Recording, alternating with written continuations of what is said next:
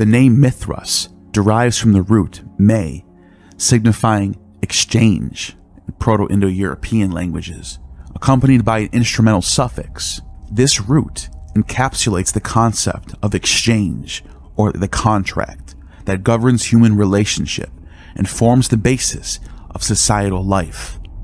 In Sanskrit, Mitra translates to friend or friendship, akin to mir in Persian. In Zend, Mithra specifically refers to contract, which later became deified, following a path similar to Venus as the charm for the Romans. Mithras is mentioned in an agreement around 1380 BCE between the king of the Hittites and the Mitannic ruler. This treaty, discovered in 1907 at Bogoskoy, the ancient Hittite capital of Ankara, represents the earliest evidence of Mithras in Asia Minor. It's so old that it's written in Sanskrit, but using cuneiform to write the Sanskrit before the alphabet existed. The sanctification of agreements between two parties is vital for the cohesion of any community. In Vedic tradition, Mithras is revered as one who unites people. Accordingly, he safeguards adherence to principles of proper conduct. Mithras is envisioned as a cosmic overseer responsible for maintaining the universal order by sustaining heaven and earth. This echoes the Atlas Mithras, depicted centuries later in Roman-era reliefs and artwork. Mithras observes all, akin to the sun. He is the great eye. He is a just and benevolent deity who fosters harmony, prosperity, and health. Among his Greco-Roman initiates, Mithras symbolized the guarantor of oaths and the protector and promoter of animal and plant life. In Vedic theology, Varuna and Mithras collectively embody two aspects of sovereignty within the Indo-European tradition.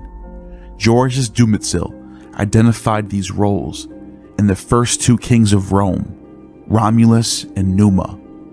Romulus exemplified strength imbued with mythical and magical qualities, while Numa represented justice and priestly law. As Dumezil observed, justice cannot exist independently of the foundational strength necessary. The epigraphy of Persepolis and the biographical accounts related to the royal family associated with the Achaemenid court reveal Mithras' widespread and fervent following. Theophoric names like Mithridates offer compelling evidence of the populace's desire to seek his divine patronage. This religious tradition, running parallel to the official cult, endured the collapse of the Persian Empire and the upheavals that followed Alexander's conquest, as well as the collapse of the Seleucid Empire. Iranian colonies and the aristocracies of Asia Minor notably preserved their cultural identity, with numerous local dynasties asserting their connection to the prestige of an Achaemenid lineage. Mithras prominently figures in the pantheon of kings from Armenia, Cappadocia, Pontus, and Commagene. The Parthian dynasty of the Arsacids, originating from northeastern Iran, often included Mithras in their regnal names. This tradition began with Mithridates I the Great, whose era some scholars associate with the composition of the 10th Yasht. Likewise, the monarchs of Pontus, the Bosphorus, and the Commagene bore the sacred theophoric name, meaning given by Mithras. According to Cumont, the Magi in Babylonia operated under the influence of Chaldean astrology. More recently, arguments scrutinizing the iconography of Mithras have drawn attention to this petrographic representation. This depiction of Mithras is believed to stem from Akkadian imagery of Shamash emerging from a mountain. J. Carcopino described Roman religion during Caesar's era, claiming Mithras then recruited his followers. Cumont, drawing a comparison between the Iranian diaspora and the Jewish communities, speculated that Mithraism might have taken root in Rome's Trastevere district, citing Plutarch's reference to the Cilician pirates who joined Pompey the Great's army around 63 BCE, right around the time when Mithraism starts to become a thing in Roman religion. This is deduced from certain signs historians have extensively debated. Historical evidence linking Mithras to Rome does not emerge until Nero's reign. After 8 years of war between Rome and Parthia, the latter recognized Roman supremacy over Armenia. In 66 CE, Armenia's king traveled to Rome to receive his crown from Nero. According to Pliny the Elder, Tiridates of the Arsacid lineage was accompanied by magi who introduced Nero to the ritual banquets. When Tiridates approached Nero, he prostrated himself at the emperor's feet, saluting him as a god and bestowing upon him the name Mithras. Nero's hierarchical and Apollonian aspirations were evident in a colossal 35-meter high statue representing the sun with Nero's face within a vestibule of his golden house, designed as a solar palace. Mithraism had already penetrated Rome and the imperial cult. If Pliny's mention of magic banquets indeed paralleled Mithraic rites, this would imply that the mysteries of Mithras had evolved among the Parthians, given that Tiridates was the brother of King Vologeses. These banquets may have been tied to Persian coronation rituals described by Plutarch, where the magi officiated and required sovereigns to partake in symbolic foods like figs, cakes, terebinth, and whey. Nero being hailed as Mithras likely stemmed from the emperor conferring on Tiridates the consecration of royal power, which Mithras still symbolized. Corbulo's campaigns played a key role in the spread of Mithraism, as homage from the Arsacid rulers to Caesar may have facilitated Mithras' integration into the Roman army. Recruits from Galatia, Cappadocia, and legions stationed in Armenia, regions deeply connected to Mithras, were instrumental. In 71 or 72, the 15th Legion was transferred to Carnuntum, a move with significant religious implications along the Danube. A centurion of foreign descent, known as Barbarus, is recorded to have consecrated an altar to Mithras here. Vespasian's 4th Legion of Macedonica, which had opposed the Parthians and the Jews, expressed devotion to the invincible sun. The 2nd Legion, formed in 69 from freedmen of Asiatic origin, served in Britain before being deployed under Trajan.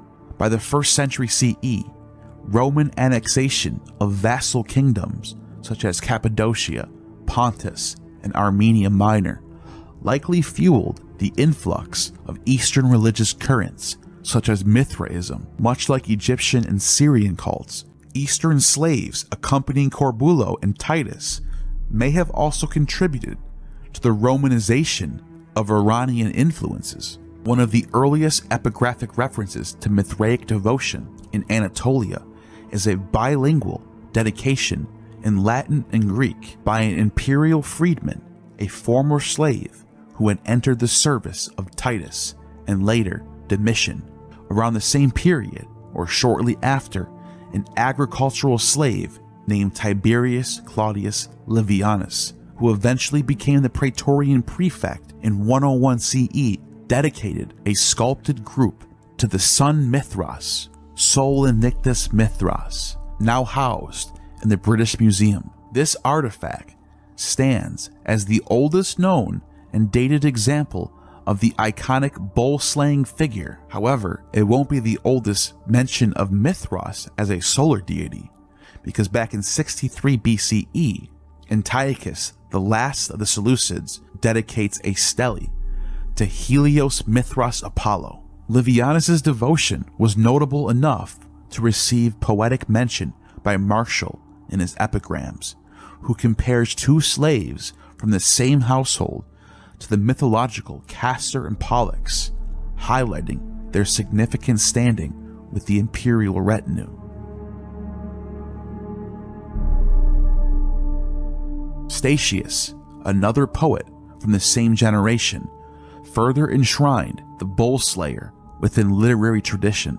His epic, the Thebaid, completed after 12 years of labor and published no later than 92 CE, features a remarkable reference to Mithras in its opening canto. The poet invokes Adrastus, king of Argos, addressing Apollo with these lines: "Whether thou wouldest rather bear the bright red name of Titan in the tradition of the Achaemenid people, or of fruitful Osiris, or of him who beneath the rocks of the Persian cavern twists the horns of the stubborn bull, Mithras." This invocation firmly situates Mithras within a syncretic framework, intertwining his image with Persian and Egyptian religious themes. Mithraic altars found throughout the empire use Persian loanwords all throughout them, sometimes unknown Indo-European words as well. The final name in this passage connects the Theban epic to solar traditions, echoing how the Iliad and Odyssey conclude with divine invocations. Adrastus's descent from Perseus, alongside the adjective per se, reinforces a link between Mithras and the Persian traditions. This connection suggests that Perseus may have influenced the conceptual evolution of Mithraism in Asia Minor, often a buffer zone between the Roman and Persian empires. Statius's references also underscore the integration of Mithras into solar syncretism, reflecting the growing fusion of Mithraic, Osirian, and Hellenistic traditions in the Roman religion. His prayer in Thebaid modernizes classical mythology by blending the imagery of the Alexandrian Serapis and Osiris with that of Mithras, aligning with the imperial preference for Egyptian deities like Ion during this era. The poet elaborates further, describing Mithras as a figure whose divine essence emerges as if through revelation or epiphany. Statius envisions Mithras within a setting reminiscent of a sanctuary niche, sculpted or painted as though housed in a grotto. The artistic portrayal, familiar to Statius's audience, evokes a visual narrative deeply tied to the Mithraic mysteries, without explicitly addressing the initiatory rites with them, because those are the secret mysteries that cannot be revealed. Juvenal's account and satires suggest that Mithraic rituals captivated large audiences. This imagery vividly synchronizes two key elements from the mythological narrative: Mithras gripping the bull's horns and then, like a skilled toreador, overpowering the animal and dragging it into the cave for sacrifice. The poet draws attention to the pivotal instance preceding salvation, while hinting at the bravery, the struggle, and the passion, and the triumph of the invincible god Mithras. Statius, employing a pseudo-Virgilian style, infuses mythological epic themes into his work, a genre that both intrigued and provoked his contemporaries. Being a native of Naples, Statius was well acquainted with the flourishing influence of Oriental deities in his region. Rome emerged as a pivotal hub for Mithraic artistry, much of its artistic inspiration often traced back to the herbs. Mithraic places of worship flourished across Italy, particularly in the south. The crypt of Capua, for instance, is thought to have been established before 140 or 150 CE. Mithraic cults also gained significant traction in Sicilian ports like Syracuse, Catania, and Palermo, and in Campanian hubs such as Naples, and Pozzuoli on islands such as Ponza, Ischia, and Capri, and in coastal towns like Antium, Ostia, Aquileia on the Adriatic. The Alexandrian deities had already established a foothold. Further inland, Mithraic sanctuaries were active in Latium, southern Etruria, Umbria, Cisalpine Gaul, typically located along key traffic routes. These sanctuaries also extended to smaller townships on the periphery, with evidence dating to the Antonine era until the 4th century. The Urbs itself likely hosted around 100 Mithraea, 20 identified at the Ostia excavation site. The oldest of these dates back to the reign of Antonius Pius around 150 to 160 CE. On various painted or carved panels, a ray emanates from the sun, often depicted as a bust above the grotto, to illuminate the bull slayer, whose gaze is fixed on the day star. This image portrays the sun as a companion in the savior god's actions, inspired by the Olympians, often depicted presiding over the bull sacrifice. There is also a sense of rivalry suggested, as if Mithras is attempting to ascend the sun's chariot, or even perhaps supplant it. The title Invincible Sun, Sol Invictus, on some dedications implies that Mithras inherits the sun's attributes through his deeds. On certain monuments, Mithras is shown radiating rays from his head.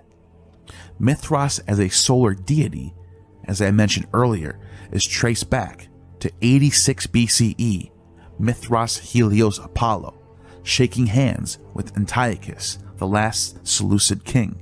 There are dozens of inscriptions that show Dio Mithras Sol Invictus as one godhead, which is not to be taken lightly. On the other hand, there is also dozens of iconographies that show Mithras and Sol as twins or separate deities, which also should be taken in consideration for those who think that Mithras and Sol are the same. One thing is clear, however, is that the closeness between Sol, Helios, and Mithras show that these two deities can often be linked in a dyad. Julian's hymn to Helios mentions Mithras almost interchangeably with Helios, but we and the Egyptians alone reckon the days of the year according to the movements of the sun. If after this I should say that we also worship Mithras and celebrate games in honor of Helios every 4 years. Julian, following the teachings of Plotinus and Iamblichus, identified the supreme principle, the hen, the one, or the good, agathon, which governs the intelligible world, nontos cosmos. In this realm reside Plato's ideas, reinterpreted as the intelligible gods.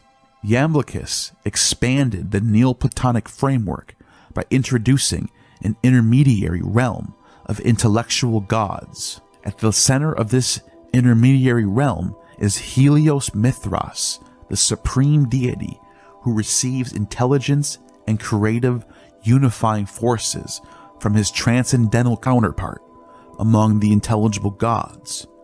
Helios Mithras, in turn, bestows these qualities upon the intellectual gods. The third level of Julian's triadic hierarchy is the world of sense perception, ruled by the visible sun, the physical counterpart of Helios. What sets Julian's triad apart from other Neoplatonic systems is its unique structure, featuring 3 suns, which correspond to the 3 worlds. Additionally, Julian places significant emphasis on the intermediary realm, the domain of Helios Mithras, paying comparatively little attention to the remote intelligible world. His focus is on Helios as the intellectual god and the visible sun, highlighting Helios as the central link uniting the triad. Mithras's role as a mediator is not merely spatial, but extends to every possible sense of unification and connection. Julian uses the concept of middleness, mesotes, a term derived from Aristotle's idea of the mean, to describe the unifying role. While Aristotle's term did not historically imply active mediation, Julian expands its meaning. Interestingly, a passage from Plutarch supports this idea of mediation, noting that Mithras in Persian doctrine is positioned between light, the principle of good, and darkness, the principle of evil, serving as a mediator.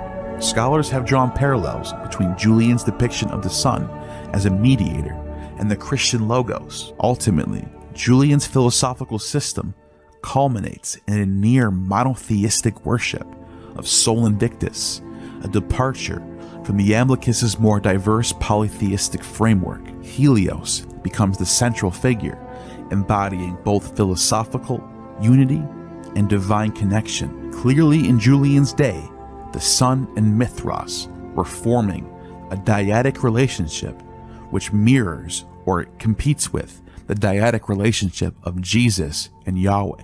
The sun is seen making a gesture of allegiance, with Mithras bestowing a count of recognition upon him. Mithras holds the sun's head with one hand while brandishing an indistinct object in the other, identified in various interpretations as a Phrygian cap, a rhyton, or even a piece of the bull's thigh. However, it is more likely a military bag Mithras is casting over the sun's shoulder, symbolizing the consecration of the soldier. This corresponds to the third initiation step, as the bag features prominently among the symbols on the mosaic at the Ostian sanctuary. Once consecrated as Miles, the sun becomes irrevocably linked to Mithras. This alliance is cemented with a handshake over an altar where they prepare and cook in the sacrificial bull's meat. The surrounding iconography of the bull's sacrifice underscores its cosmic significance. The sun, portrayed either as a bust or a riding quadrica, is balanced by its counterpart, the moon, which embodies the human principle of the sacrifice's keeper. Depictions of the four winds, Eurus, Zephyr, Notus, and Boreas, frequently adorn the panel's corners. Additionally, the grotto's vaulted edges are often adorned with the 7 planetary busts or zodiacal constellations, which enclose the circle the sacrifice is seen. At times, 7 altars, trees, or knives symbolize the celestial implications of the bull's sacrifice, aligning with the 7 planets. For example, a stele from Intermana illustrates 7 vases beneath the sacrificial cave, thought to collect the victim's blood, possibly used as a substitute in Mithraic banquets.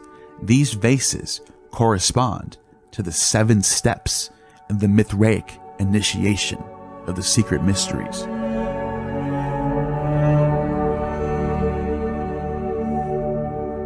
Mithras is regularly flanked by 2 attendants, dressed similarly in Persian-style trousers, short belted tunics, and Phrygian caps. One attendant holds a torch aloft, while the other lowers his. Exceptions of this configuration can be found in Noricum, Pannonia, and Dacia, where the stele craftsmanship is relatively mediocre, owing to the infrastructure of roads, urban development, and military presence. Mithraism spread significantly. By the late 2nd century, Tertullian, the son of a centurion, is an urban cohort who may have been initiated into the mysteries, testified to Mithraism's influence in Carthage and its esteem among Christians. At the legionary camp in Numidia, Mithras stood alongside Jupiter Doloctanus and other Syrian gods. Around 190 CE, Mithraic followers were recorded as far as modern-day Morocco. However, aside from Carthage, Mithraic cults were sporadically distributed across the western Mediterranean. Finds along the Iberian Peninsula's coast highlight the cult's occasional but notable impact. For instance, at Troia, south of Lisbon, a relief was discovered depicting Mithras and the sun dining together as part of a triptych reredos. The cult's reach also extended inland, notably Guadalquivir Valley, at the colony of Emerita Augusta, modern Meridia. In 155 CE, quartermaster sergeant of the 7th Legion dedicated an altar with Mithras depicted emerging from a rock. That same year, the leader of the local Mithraic community consecrated a statue of Mercury, symbolizing Mithras as supreme mediator, with a lyre representing celestial harmony. The Mithraeum of Merida housed 2 statues of gods encased in snake coils, one with a lion's head and the other with a young man's face. These figures illustrate the Brotherhood's vibrant activity during the 2nd century. Mithraism reached the Atlantic coast at a Carmelite convent in Bardo. A Mithraeum was unearthed, recognized as one of the most prominent Mithraic sanctuaries in Roman Gaul. A stele from Gurs depicted the lion-headed god with a key, suggesting its Persian influences from Trier in the northeast. Trier's connection to the Rhone Valley and Alpine routes facilitated the cult's spread throughout eastern Gaul, with the Morcel, Langres, and Saoni contributing to its proliferation. Near the Circus of Arles, a Mithraeum richly adorned with marble statue was discovered, including one featuring Time entwined with coiling snake encircled by zodiac signs, possibly a reference to Ion. Nearly 2 centuries ago, a remarkable sculpture of Mithras slaying the bull was uncovered at Hotta's Alps, a major transit point in Roman Gaul. The mosaic of Felicissimus, found in Ostia, provides a detailed representation of Mithraic symbolism. Depicted are the Dadaphori, known as the Cottus and Cotopatus, who raise their torches in symmetrical alignment or parallel positioning. These figures symbolize dual aspects of the solar cycle. Cottus embodies the rising and ascending sun, while Cotopatus represents the setting and descending sun. Their roles illustrate the daily and annual revolutions of celestial bodies. The imagery is often layered with intricate associations. In some depictions, Cottus is positioned between the solar bust, representing the daytime ascension, while Cotopatus is shown beneath the lunar bust, symbolizing nighttime decline. However, a recurring variation reverses these placements, reflecting the dynamic interplay of cosmic forces.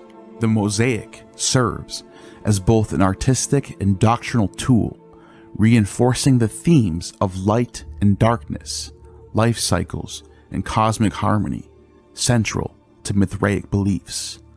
The image on the back shows a diagram of the mosaic of Felicissimus in Ostia, which is an ancient temple dedicated to the god Mithras. The mosaic depicts a central pathway with a sequence of 7 panels that are believed to correspond to the 7 grades or levels of initiation in the Mithraic mysteries. Each panel contains symbols and imagery associated with a specific level, revealing the spiritual progression of a Mithraic initiate.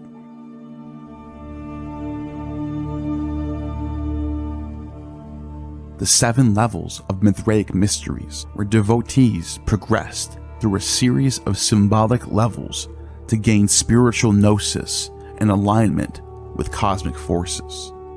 The 7 levels represent both personal development and alignment with the celestial order, particularly the 7 classical planets: Sun, Moon, Mercury, Venus, Mars, Jupiter, and Saturn. Each level had specific symbolic meanings and rituals and deities. First level, Corax, Raven, planet Mercury. Symbolism. The initiate begins as a raven, symbolizing a messenger or servant associated with communication and intellect. Their duties likely involve service roles and rituals. The symbol is a raven, a cup, or wings. Level 2, the Nymphis, or the bride, represented by planet Venus, which represents a union or commitment to Mithras, akin to a spiritual marriage, acting as an intermediary between the mortal world and the divine, a lamp or veil. The third level of initiation, the Miles, or soldier, represented by the planet Mars, which is strength, discipline, and loyalty. The initiate becomes a soldier in Mithras' cosmic army. Their duties are commitment to Mithraic values and rituals, and their symbol is a helmet, a sword, or a lance. The fourth level is a Leo, the lion, represented by the planet Jupiter, symbolizing courage, strength, and purification by fire, ritual purification, and mastery of passions. The symbol of the lion, fire, and a thunderbolt. The fifth level is Perses, the Persian, represented by the moon, which is wisdom and an advanced stage of enlightenment with ties to Mithras' Persian origins, gaining spiritual gnosis and connection to Mithras' heritage. A crescent moon or a bow is the symbol. The sixth level of initiation, the Sunrunner, Heliodromus, represented by the sun, alignment with the cosmic power of the sun, embodying light and truth, acting as a representative of Mithras' solar aspect. The symbol is a torch, a solar crown, or a chariot. And last, the last level, the highest level, level 7, the Pater, or father, represented by Saturn. The highest rank and ultimate wisdom, the father is a guide for others, leadership within the Mithraic community, and spiritual authority. The symbol is a staff or a crown. Each panel likely contains imagery relevant to the 7 levels, representing a cosmic journey and spiritual ascent through the 7 heavens. The 7 levels align with the 7 classical planets and symbolize a mystical progression towards spiritual enlightenment and the alignment with the divine order of the universe. The hierarchical system also reflects the Mithraic belief in celestial sphere as a ladder or ascension for the soul after death. In the context of the Mithraeum at Ostia, the mosaic would have served as a visual guide for initiates, reminding them of their spiritual journey and the qualities they needed to cultivate, to ascend through the mysteries. One of the more perplexing aspects of Mithraic iconography involves the dataphori, the torchbearers, often depicted in the Mithraic scenes. Sometimes they hold a bull's head or a scorpion, representing the seasonal transitions of hot and cold. A rich color symbolism underscores their meaning. Positioned between Cottus and Cotopatus, Mithras might be portrayed as the sun at its zenith, embodying midday or the cosmic mediator. The role of a mediator, often attributed to the Mercury, reflects the essential Mithraic function of connecting the celestial and terrestrial realms. Above the bull-slaying sacrifice, amid the zodiacal ribbon and the planetary-themed altars, depictions often feature a winged god entwined by a coiled snake, symbolizing time or cosmic eternity. Ion, a significant inscription found from the Mithraeum of Santa Prisca, encapsulates the salvific theme. And you have saved us by shedding the eternal blood. Here, the phrase eternal blood remains a subject is worth deep consideration. If taken literally, this eternal essence alludes to the divine life force nourishing the cosmos, akin to the stoic pneuma that animates all living things.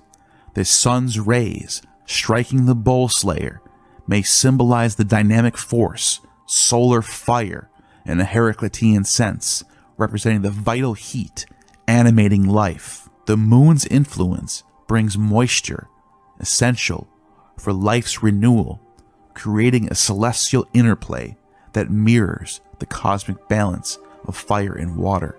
This imagery, beautifully paralleled in the two busts of the sun and moon, representing a cosmic duality and illustrating the broader Mithraic theology of divine and celestial salvation. Mithraism was inherently optimistic and dynamic, focusing on preserving humanity from evil and death. Followers placed trust in the gods who they believed ensured cosmic order, much like Pronoia of the Stoics. As the Neoplatonist Proclus explains, the Mithraic mysteries equated Themis, divine justice, with necessity, tied to astral destiny. It becomes evident why Mithras' wind-filled cloak is often painted blue, resembling the sky and the star-studded firmament, often showing the 7 stars from the Pleiades constellation. The ceiling at San Clemente is pierced by 11 holes, including 7 circular ones, symbolizing the planets. The Mithraeum in Ostia showcases a central corridor adorned with 7 interlocking planetary mosaic curves, engraved on the rims as reflected in a line from the Mithraeum of Santa Prisca. Here too, the ram runs at the head, strictly in order. The imagery further connects the 7 planetary spheres to the 7 stages of initiation in Mithraic rites and the 7 heavens in the cosmology of the time period. These stages were seen as under the planet's cosmic protection. The Mithraeum in Ostia aligns its planetary mosaics to the sun's dawn position on March 21st of 172 CE, marking the sun's entry into Aries. A graffito from Santa Prisca reveals the consecration date of the Mithraeum as November 20th, 202 CE, shortly after the bull disappeared at dawn, leaving the lion high in the sky. Also, the Mithraeum in Konixven was inaugurated on the summer solstice. Recent academic articles in the field of archaeology have shown that multiple Mithraeums were dedicated on winter and summer solstices. 3 of them were dedicated on summer solstices, and 2 of them from Syria and England were dedicated on December 25th, the same day as Sol Invictus's birth was celebrated, after Aurelian dedicated this temple in 274. This trend was adopted by 3rd century Christians who also calculated the birth of Christ on December 25th. Scholars have often explored astronomical and astrological interpretations of Mithraic rituals. The bull and the scorpion, for example, suggest a cosmic and seasonal transitions embedding Mithraism deeply within celestial symbolism. Plutarch says that Zoroaster invented the Eucharist, which was passed down to the Mithraists. Zoroaster the sage, who they record lived 5,000 years before the time of the Trojan War. He called the one god Ahura Mazda and the other Ahriman, and he further declared that among all the things perceptible to the senses, Ahura Mazda may best be compared to light, and Ahriman conversely to darkness and ignorance. And midway between the two is Mithras. For this reason, the Persians give to Mithras the name of mediator. Zoroaster has taught them also that men should make votive offerings and Eucharist to Ahura Mazda, and averting and mourning offerings to Ahriman. They pound up mortar, a certain plant called amomi, at the same time invoking Hades and darkness. Then they mix it with the blood of a wolf that has been sacrificed and carry it out and cast it into a place where the sun never shines. In other words, bread and water serve as consecrated objects, much like wine, which was also likely consumed by the Mithraists. Justin references moments in the Mass, such as readings from the prophets and Gospels, consecration, and sharing of the Eucharist, practices observed on days of the sun or Sunday, which parallels Mithraic tradition.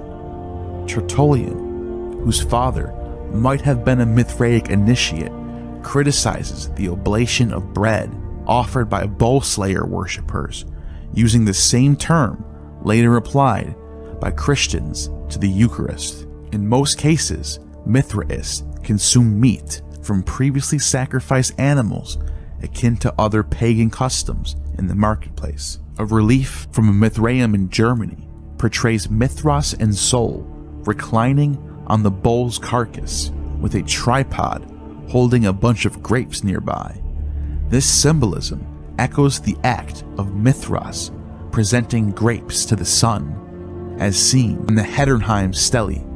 Such imagery led some scholars to question whether Mithras was perceived as a god of the vine, like Dionysus or Ion. The equinoxes and solstices held particular significance within Mithraic rites. For instance, the spring equinox of 172 CE marked the consecration of the Mithraeum of the seven spheres in Ostia to a new community. This date commemorated the anniversary of the world-renewing sacrifice. Interestingly enough, the same day that Easter would fall on.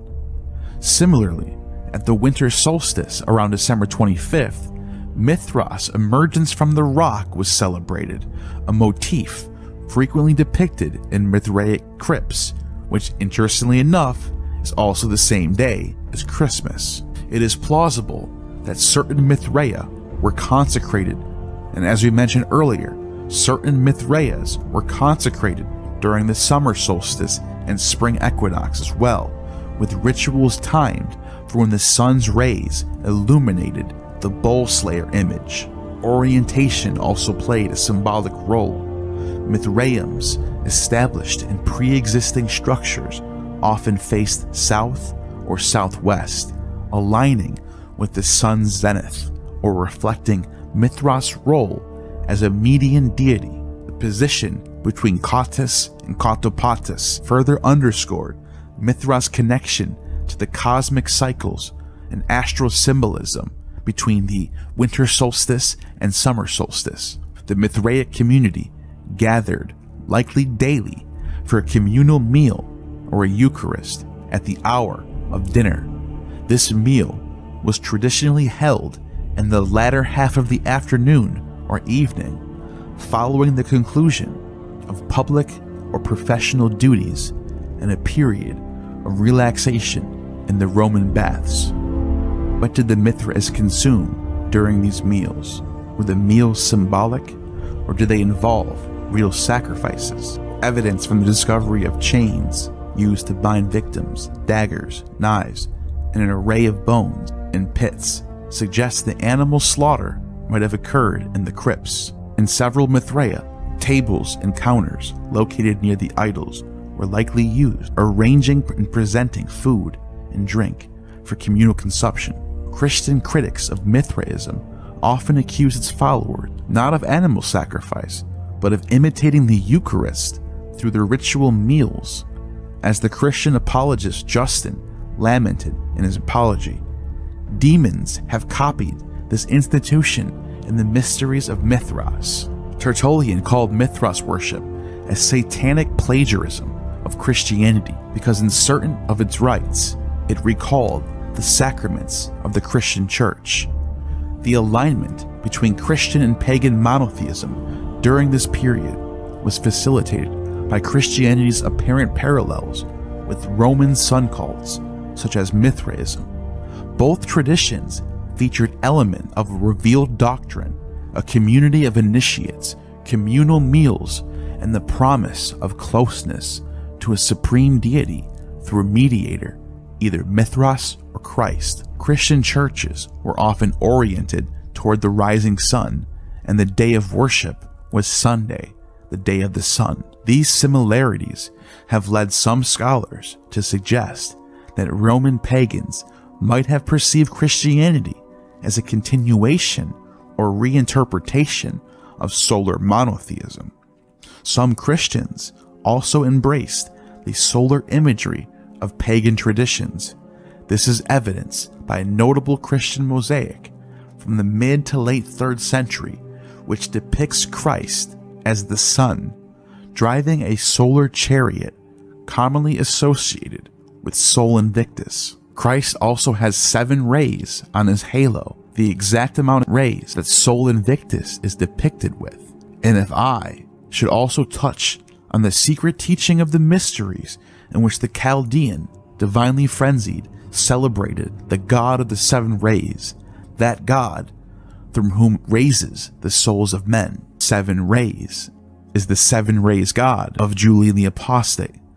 This blending of Christian and pagan monotheistic imagery, which was emerging during the Severan dynasty, would later become a central concern during Constantine's reign as he navigated the integration of diverse religious traditions. Porphyry, despite his antagonism towards Christians, exemplifies the pagan attempts to reconcile Christian and pagan worship in the early 4th century.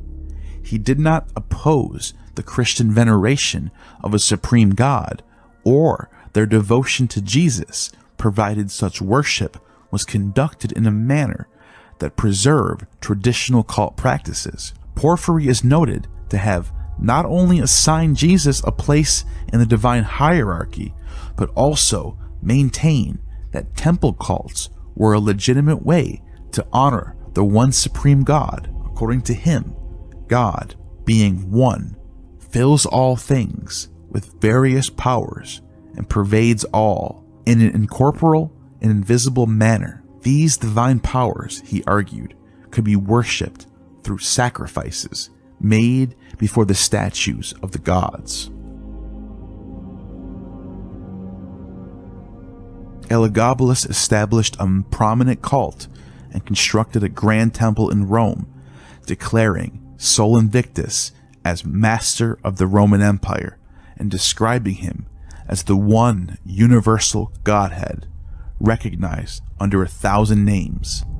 Not only were solar deities like Helios and Apollo, and to a certain extent Mithras, subsumed into the identity of Sol Invictus, but all other gods were increasingly perceived as manifestations or emanations of the invincible sun, particularly within the Neoplatonic framework.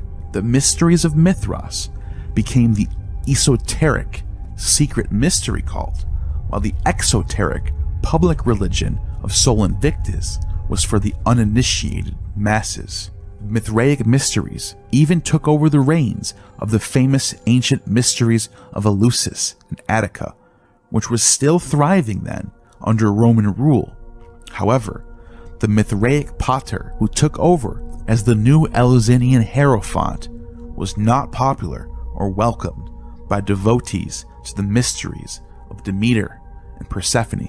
Eunopius, an Athenian from the late 4th century, was initiated into the mysteries of Eleusis by the final legitimate Hierophant, who had been appointed by Emperor Julian to revive the decaying rites. Eunopius described the last Hierophant as an illegitimate successor, referring to him as the man from Thespiae who held the rank of pater in the mysteries of Mithras. This shows us that the mystery religions of this time period were pretty much taken over by the Mithraic order of Magi. As the supreme sun godhead took over the public religion, the 7 levels of initiation in the esoteric mysteries also became universal among mystery cults.